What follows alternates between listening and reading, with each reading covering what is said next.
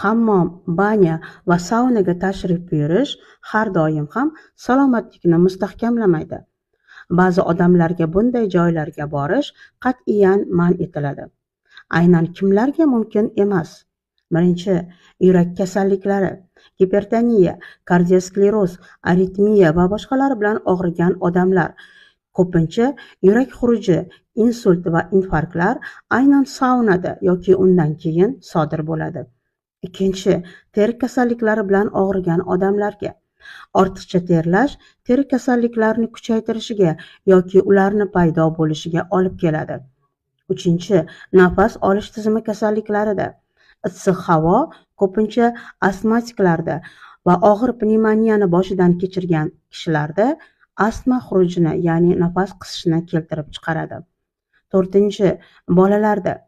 O'sib borayotgan tananing termoregulyatsiya tizimi kattalarnikidan farqli o'laroq to'liq ishlamaydi. Uning ortiqcha yuki noxush oqibatlarga olib kelishi mumkin. Bu videoni tanishlarga jo'nating. Sizga foydali bo'lgan bo'lsa menga obuna bo'ling, like bosing va kommentariyada plus belgisini qoldiring.